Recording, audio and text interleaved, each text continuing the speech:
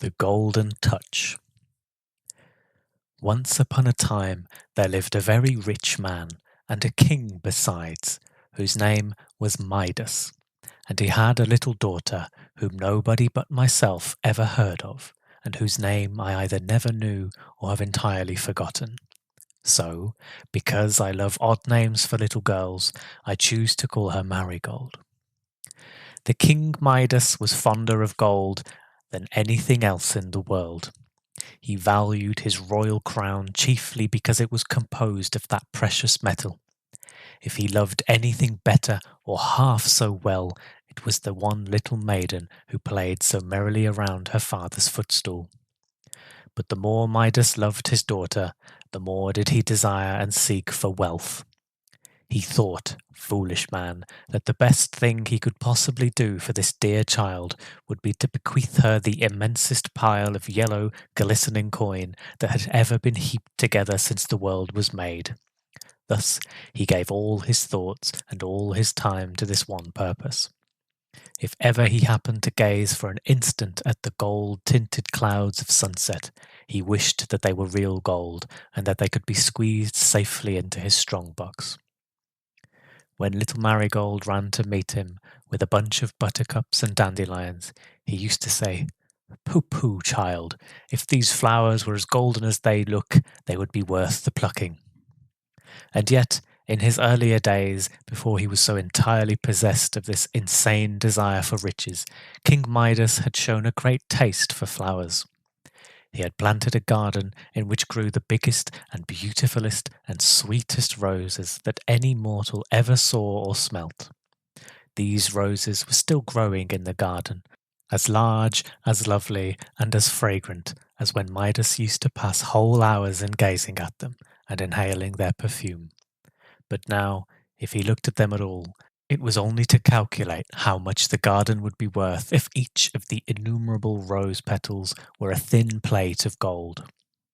And though he once was fond of music, in spite of an old story about his ears, which was said to resemble those of an ass, the only music for poor Midas now was the chink of one coin against another. At length, as people always grow more and more foolish unless they take care to grow wiser and wiser, Midas had got to be so exceedingly unreasonable that he could scarcely bear to see or touch any object that was not gold. He made it his custom, therefore, to pass a large portion of every day in a dark and dreary apartment, underground, at the basement of his palace. It was here that he kept his wealth.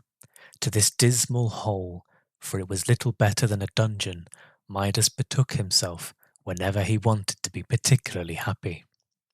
Here, after carefully locking the door, he would take a bag of gold coin, or a gold cup as big as a washbowl, or a heavy golden bar, or a peck measure of gold dust, and bring them from the obscure corners of the room into the one bright and narrow sunbeam that fell from the dungeon-like window.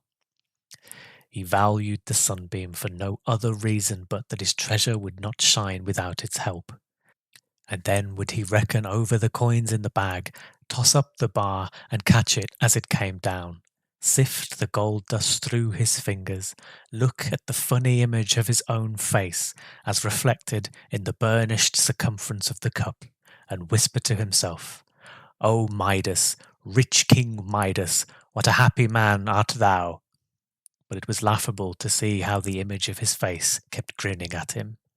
Out of the polished surface of the cup, it seemed to be aware of his foolish behavior, and to have a naughty inclination to make fun of him. Midas called himself a happy man, but felt that he was not yet quite so happy as he might be. The very tip-top of enjoyment would never be reached unless the whole world were to become his treasure room, and be filled with yellow metal which should be all his own. Midas was enjoying himself in his treasure room one day, as usual, when he perceived a shadow fall over the heaps of gold, and, looking suddenly up, what should he behold but the figure of a stranger, standing in the bright and narrow sunbeam. It was a young man with a cheerful and ruddy face. Whether it was that the imagination of King Midas threw a yellow tinge over everything, or whatever the cause might be, he could not help fancying that the smile with which the stranger regarded him had a kind of golden radiance in it. Certainly, although his figure intercepted the sunshine, there was now a brighter gleam upon all the piled up treasures than ever before. Even the remotest corners had their share of it, and were lighted up when the stranger smiled, as with tips of flame and sparkles of fire. As Midas knew that he had carefully turned the key in the lock, and that no mortal strength could possibly break into his treasure room, he, of course, concluded that his visitor must be something more than mortal. It is no matter about telling you who he was. In those days when the earth was comparatively a new affair, it was supposed to be often the resort of beings endowed with supernatural power, and who used to interest themselves in the joys and sorrows of men, women, and children, half playfully and half seriously. Midas had met such beings before now, and was not sorry to meet one of them again. The stranger's aspect, indeed, was so good-humoured and kindly, if not beneficent, that it would have been unreasonable to suspect him of intending any mischief. It was far more probable that he came to do Midas a favour, and what could that favour be, unless to multiply his heaps of treasure? The stranger gazed about the room, and when his lustrous smile had glistened upon all the golden objects that were there, he turned again to Midas. "You are a wealthy man, friend Midas," he observed. "I doubt whether any other four walls on earth contain so much gold as you have contrived to pile up in this room." "I've done pretty well, answered Midas in a discontented tone. "But after all, it's but a trifle when you consider that it's taken me my whole life to get it together. If one could live 1,000 years, he might have time to grow rich." "What?" exclaimed the stranger. "Then you are not satisfied?" Midas shook his head. "And pray, what would satisfy you?" asked the stranger. "Merely for the curiosity of the thing, I should be glad to know." Midas paused and meditated. He felt a presentiment that the stranger, with such a golden lustre in his good-humoured smile, had come hither with both the power and the purpose of gratifying his utmost wishes. Now, therefore, was the fortunate moment where he had but to speak and obtain whatever possible or seemingly impossible thing might come into his head to ask. So he thought and thought and thought, and heaped upon one golden mountain upon another in his imagination without being able to imagine them big enough. At last a bright idea occurred to King Midas. It seemed really as bright as the glistening metal which he loved so much. Raising his head, he looked the lustrous stranger in the face. "Well, Midas," observed his visitor, "I see that you have at length hit upon something that will satisfy you. Tell me your wish." "It is only this," replied Midas. "I am weary of collecting my treasures with so much trouble and beholding the heap so diminutive after I have done my best. I wish everything that I touch to be changed to gold." The stranger's smile grew very broad, that it seemed to fill the room like an outburst of the sun, gleaming into a shadowy dell where the yellow autumnal leaves, for so looked the lumps and particles of gold, lie strewn in the glow of light. "The golden touch!" exclaimed he. "You certainly deserve credit, friend Midas, for striking out so brilliant a conception. But are you quite sure that this will satisfy you?" "How could it fail?" said Midas. "And you will never regret the possession of it?" "What could induce me?" asked Midas. "I ask nothing else to render me perfectly happy." "Be it as you wish, then," replied the stranger, waving his hand in a token of farewell. "Tomorrow, at sunrise, you will find yourself gifted with the golden touch." The figure of the stranger then became exceedingly bright, and Midas involuntarily closed his eyes. On opening them again, he beheld only one yellow sunbeam in the room, and, all around him, the glistening of the precious metal which he had spent his life in hoarding up. Whether Midas slept as usual that night, the story does not say. Asleep or awake, however, his mind was probably in the state of a child's to whom a beautiful new plaything has been promised in the morning. At any rate, day had hardly peeped over the hills when King Midas was broad awake, and, stretching his arms out of bed, began to touch the objects that were within reach. He was anxious to prove whether the golden touch had really come, according to the stranger's promise. So he laid his finger on a chair by the bedside and on various other things, but was grievously disappointed to perceive that they remained of exactly the same substance as before. Indeed, he felt very much afraid that he had only dreamed about the lustrous stranger, or else that the latter had been making game of him. And what a miserable affair would it be if, after all his hopes, Midas must content himself with what little gold he could scrape together by ordinary means, instead of creating it by a touch. All this while it was only the grey of morning, with but a streak of brightness along the edge of the sky, where Midas could not see it. He lay in a very disconsolate mood, regretting the downfall of his hopes, and kept growing sadder and sadder until the earliest sunbeam shone through the window and gilded the ceiling over his head. It seemed to Midas that this bright yellow sunbeam was reflected in rather a singular way on the white covering of the bed. Looking more closely, what was his astonishment and delight when he found that this linen fabric had been transmuted to what seemed a woven texture of the purest and brightest gold. The golden touch had come to him with the first sunbeam. Midas started up in a kind of joyful frenzy and ran about the room, grasping at everything that happened to be in his way. He seized one of the bedposts, and it became immediately a fluted golden pillar. He pulled aside a window curtain in order to admit a clear spectacle of the wonders which he was performing, and the tassel grew heavy in his hand, a mass of gold. He took up a book from the table. At his first touch, it assumed the appearance of such a splendidly bound and gilt-edged volume as one often meets with nowadays.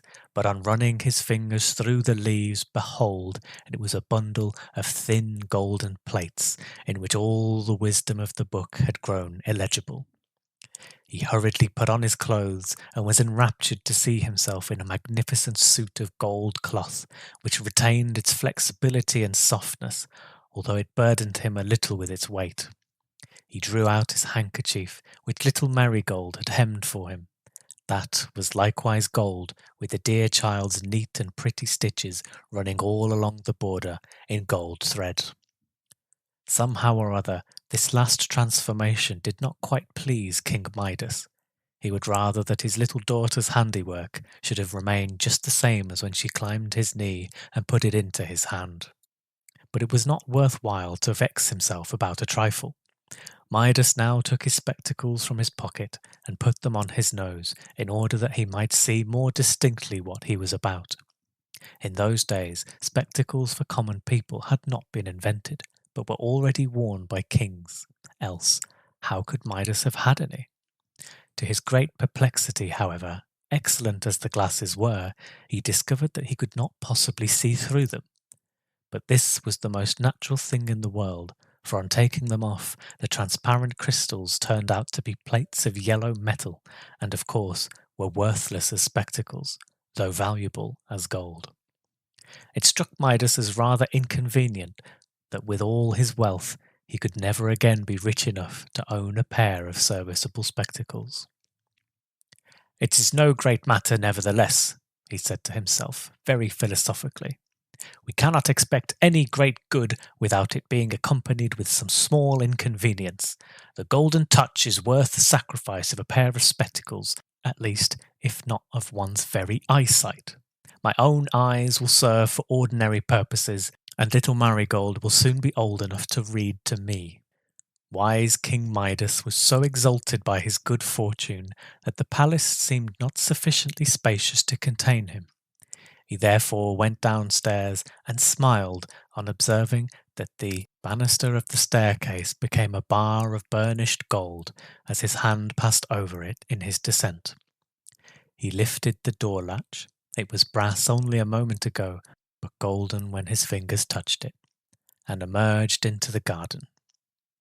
Here, as it happened, he found a great number of beautiful roses in full bloom, and others in all the stages of lovely bud and blossom.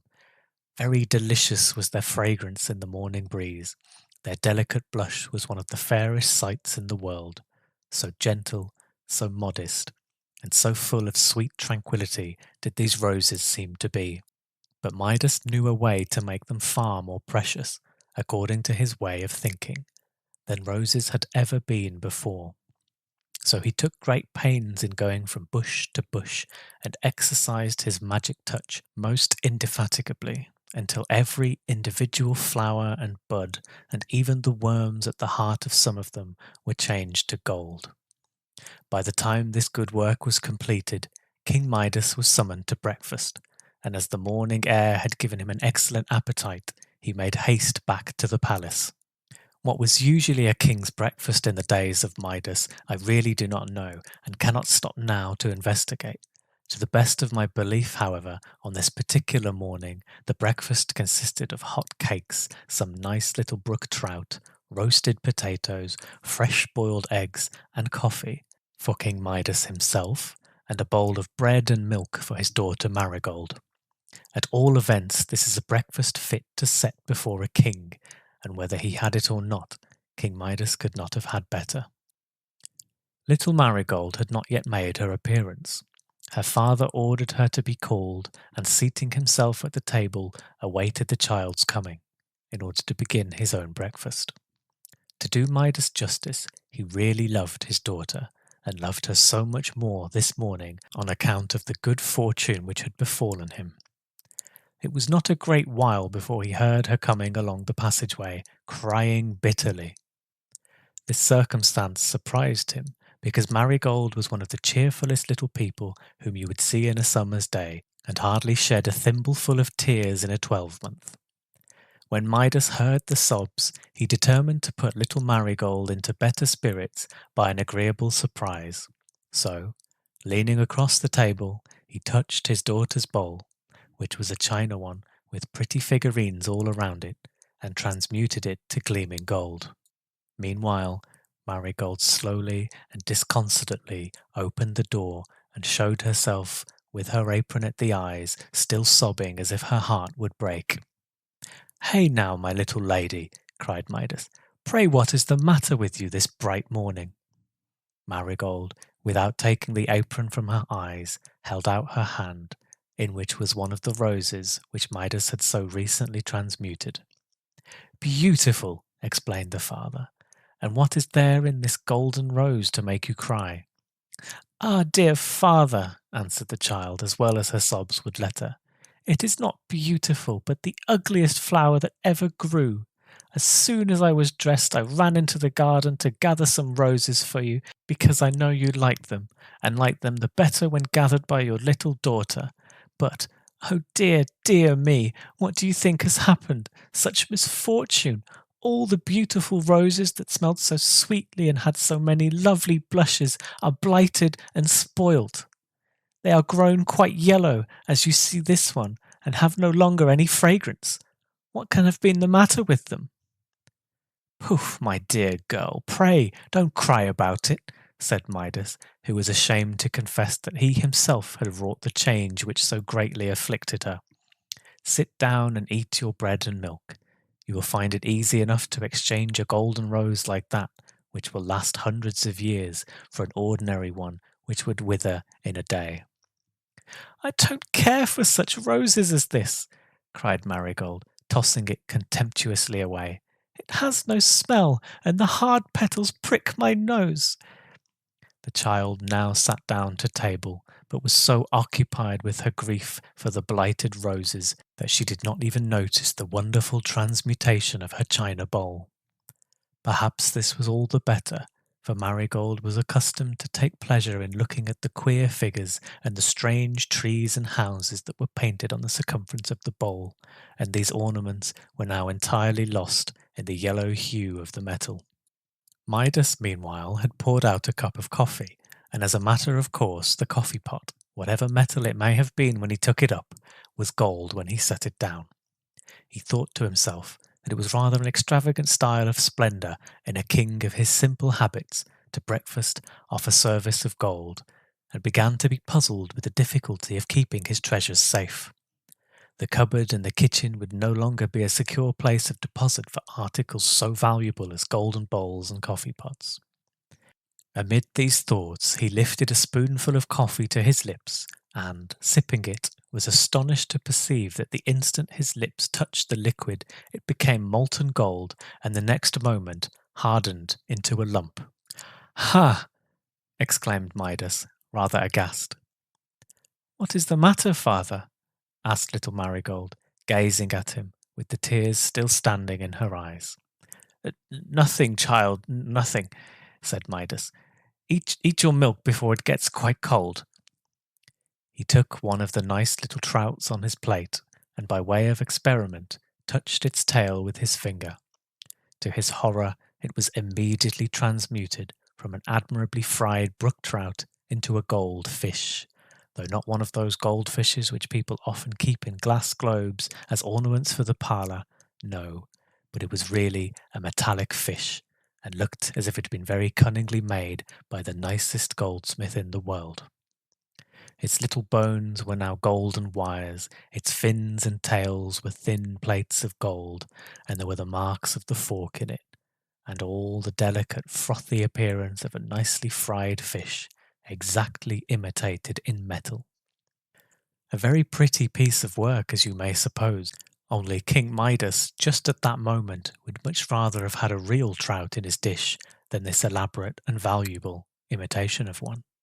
"I don't quite see," thought he to himself. "How am I to get any breakfast?" He took one of the smoking hot cakes, and had scarcely broken it when, to his cruel mortification, though a moment before it had been of the whitest wheat, it assumed the yellow hue of Indian meal. To say the truth, if it had really been a hot Indian cake, Midas would have prized it a good deal more than he did now, when its solidity and increased weight made him too bitterly sensible that it was gold. Almost in despair, he helped himself to a boiled egg, which immediately underwent a change similar to those of the trout and the cake. The egg, indeed, might have been mistaken for one of those from which the famous goose in the storybook was in the habit of laying, but King Midas was the only goose that had had anything to do with the matter. "Well, this is a quandary," thought he, leaning back in his chair and looking quite enviously at little Marigold, who was now eating her bread and milk with great satisfaction. "Such a costly breakfast before me, and nothing that can be eaten." Hoping that, by dint of great dispatch, he might avoid what he now felt to be a considerable inconvenience, King Midas next snatched a hot potato and attempted to cram it into his mouth and swallow it in a hurry. But the golden touch was too nimble for him. He found his mouth full, not of mealy potato, but of solid metal, which so burned his tongue that he roared aloud, and jumping up from the table, began to dance and stamp about the room, both with pain and affright. "Father, dear father!" cried little Marigold, who was a very affectionate child. "Pray, what is the matter? Have you burnt your mouth?" "Ah, dear child!" groaned Midas dolefully. "I don't know what is to become of your poor father." And truly, my dear folks, did you ever hear of such a pitiful case in all your lives? Here was literally the richest breakfast that could be set before a king, and its very richness made it absolutely good for nothing. The poorest labourer, sitting down to his crust of bread and cup of water, was far better off than King Midas, whose delicate food was really worth its weight in gold. And what was to be done? Already, at breakfast, Midas was excessively hungry. Would he be less so by dinner time? And how ravenous would his appetite be for supper, which must undoubtedly consist of the same sort of indigestible dishes as those now before him. How many days, think you, would he survive a continuance of this rich fare?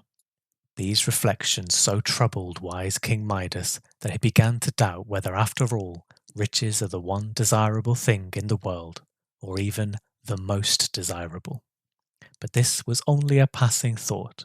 So fascinated was Midas with the glitter of the yellow metal that he would still have refused to give up the golden touch for so paltry a consideration as a breakfast. Just imagine what a price for one's meal victuals. It would have been the same as paying millions and millions of money, and as many millions more as would take forever to reckon up, for some fried trout, an egg, a potato, a hot cake, and a cup of coffee. It would be quite too dear, thought Midas. Nevertheless, so great was his hunger and the perplexity of his situation that he again groaned aloud, and very grievously too. Our pretty Marigold could endure it no longer. She sat a moment, gazing at her father and trying with all the might of her little wits to find out what was the matter with him.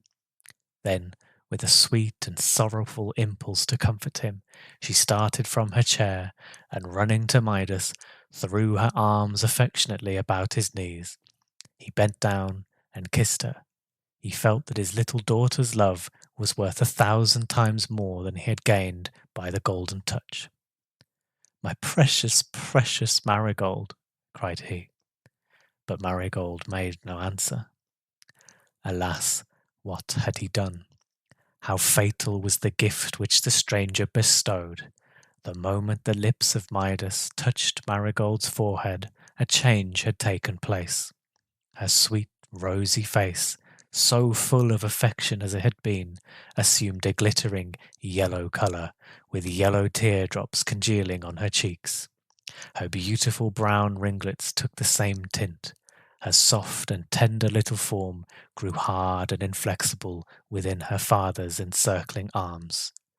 Oh, terrible misfortune! The victim of his insatiable desire for wealth, little Marigold was a human child no longer, but a golden statue. Yes, there she was, with the questioning look of love, grief, and pity hardened into her face. It was the prettiest and most woeful sight that ever a mortal saw.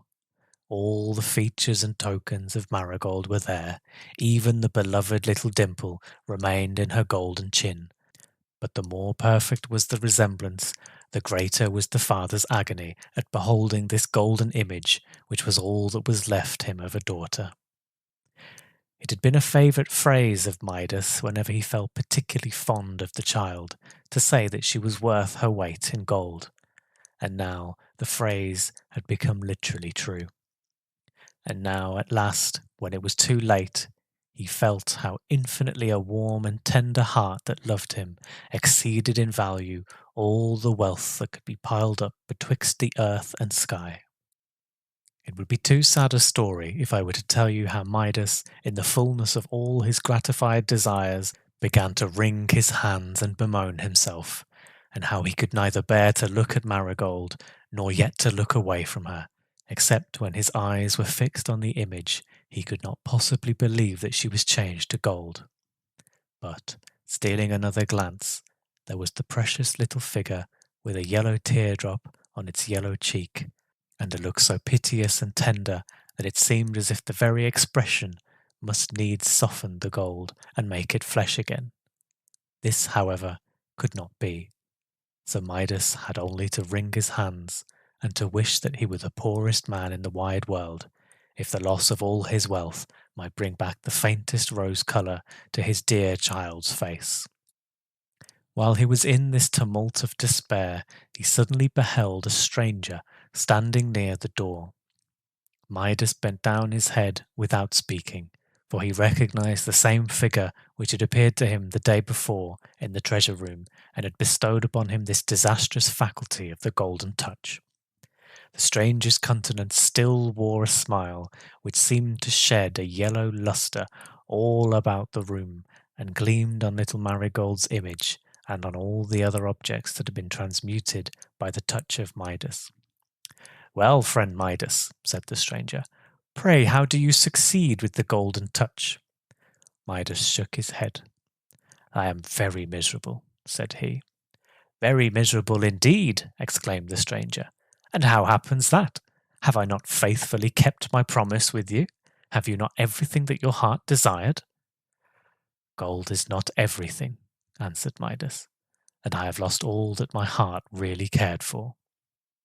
"Ah, so you've made a discovery since yesterday," observed the stranger. "Let us see, then. Which of these two things do you think is really worth the most? The gift of the golden touch, or 1 cup of clear, cold water?" "Oh, blessed water!" exclaimed Midas. "It will never moisten my parched throat again." "The golden touch," continued the stranger, "or a crust of bread?" "A piece of bread," answered Midas, "is worth all the gold on earth." "The golden touch?" asked the stranger, "or your own little Marigold, warm, soft, and loving as she was an hour ago?" "Oh, my child, my dear child!" cried poor Midas, wringing his hands. "I would not have given that one small dimple in her chin for the power of changing this whole big earth into a solid lump of gold." "You are wiser than you were, King Midas," said the stranger, looking seriously at him. "Your own heart, I perceive, has not been entirely changed from flesh to gold.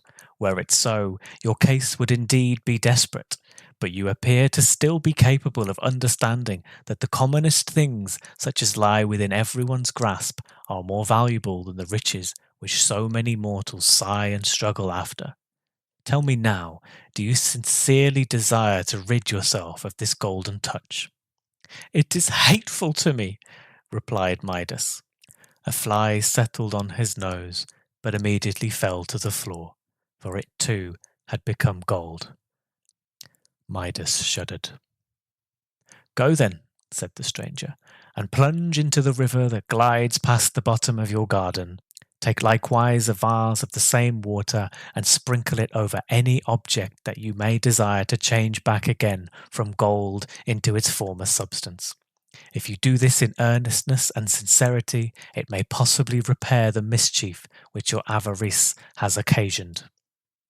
King Midas bowed low, and when he lifted his head, the lustrous stranger had vanished.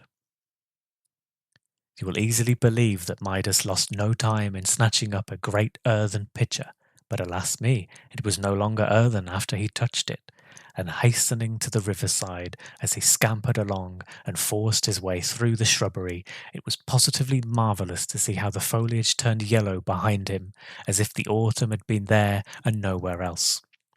On reaching the river's brink, he plunged headlong in without waiting so much as to pull off his shoes.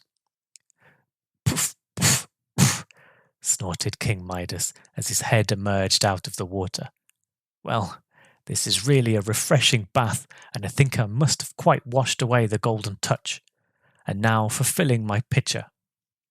As he dipped the pitcher into the water, it gladdened his very heart to see it change from gold into the same good, honest, earthen vessel which it had been before he touched it. He was conscious also of a change within himself. A cold, hard, and heavy weight seemed to have gone out of his bosom. No doubt his heart had been gradually losing its human substance and transmuting itself into insensible metal, but had now softened again back into flesh.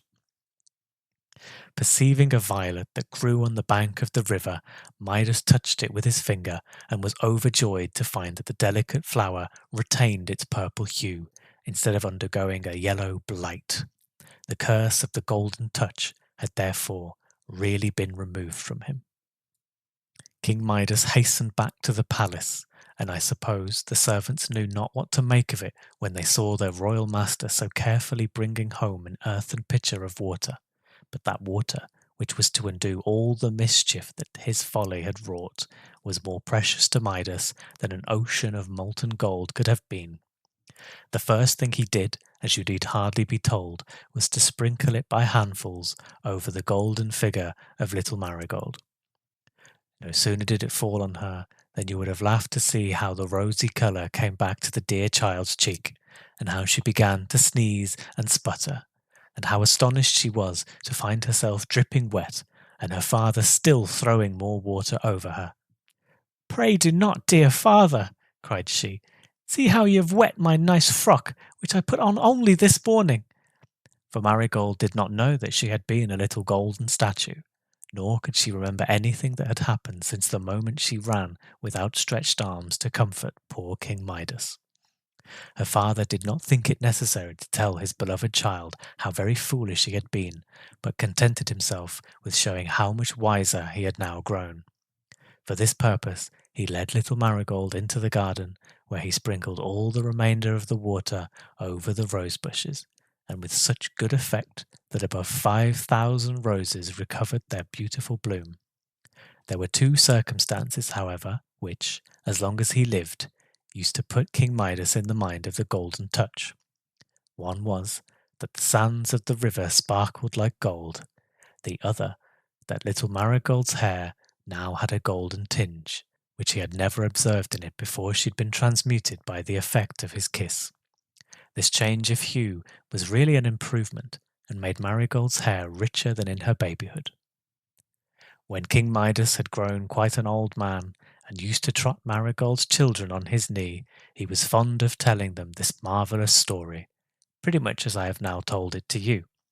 And then he would stroke their glossy ringlets, and tell them that their hair, likewise, had a rich shade of gold, which they had inherited from their mother. "And to tell you the truth, my precious little folks," quoth King Midas diligently, trotting the children all the while, "ever since that morning I've hated the very sight of all other gold, save this."